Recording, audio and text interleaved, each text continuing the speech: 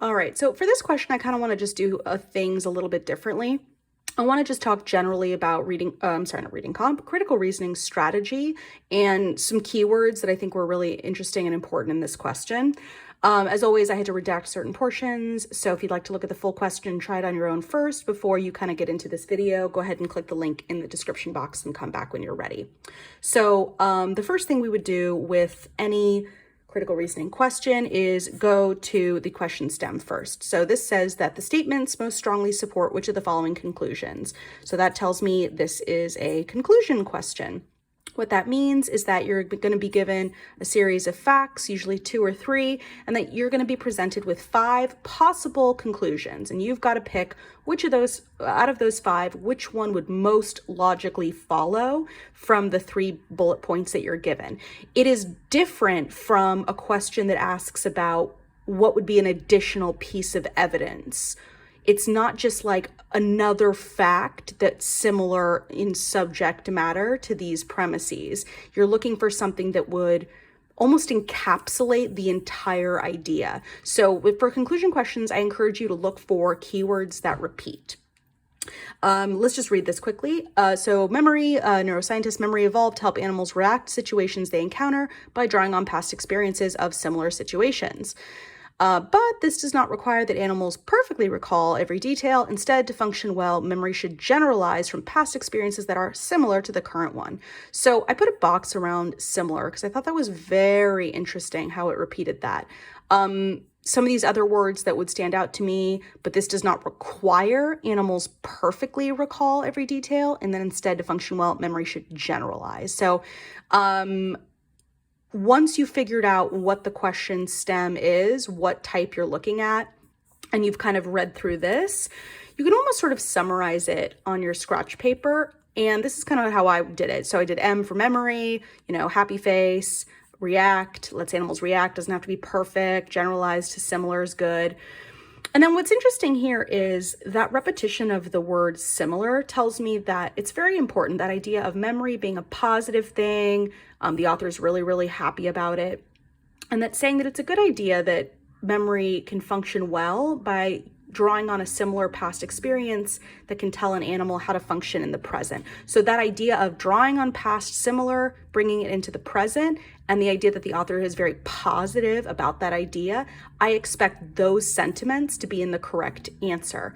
These answer choices here are definitely not easy. So when we get into them, you'll kind of see that the wording is confusing. So picking up on the repetitive keywords and the author's overall tone that he's really happy about memory in this situation is going to be very helpful for us. So let's take a look at some of these. So first one says, at least some animals perfectly recall every detail of some past experiences. It's like, okay, well, good for those animals, right? But that's not talking about the idea of similar past experiences. So that is incorrect. B, I mean, wow, what a whopper, right? Very, very wordy. If we didn't have a prediction like this to fall back on, this would be a very confusing thing to work our way through. B says, perfectly recalling every detail could help some animals react more appropriately than they otherwise would. Okay, so again, it's nice that they're talking about the past experiences of the animal, but this is weirdly obsessing, like A, with the idea of perfect recollection. And who cares, right? The author's whole point was like, it doesn't have to be perfect. So it doesn't, this idea of perfectly recalling that A was also talking about is not going to be the logical conclusion, because the author went out of his way to say that that was not important. Let's take a look at C. Generalizing from past experiences requires clear memories of most details of those experiences. Okay, well, I mean, at least here we're talking about bringing something from the past into the present, so I think we could probably keep it for now.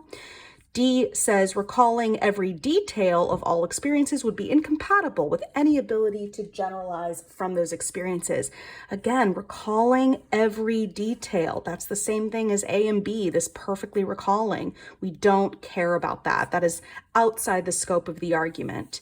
And then E, animals often react more appropriately than they otherwise would to situations they encounter if they draw on generalizations from similar situations. So just like C, I like the idea that this is focusing on the past. similar situations in the past and bringing it into the present. And what I like about this even more than C is its use of that keyword similar, which we saw twice in the question stem. I also like this because it has that positive tone, right? The author said to function well, and he says, animals often react more appropriately than they otherwise would to situations they encounter if they draw on generalizations from similar situations. So again, it's like praising the system. C just says generalizing from the past requires clear memories. It's like, okay, but like we don't have as much of the tone. So because it's a conclusion question, your job is to pick an opinion. And E is an opinion that is in line with the facts that the author provided. So E is our correct answer here. If you have any questions about conclusion questions in general or this one in particular, feel free to ask them in the comments below.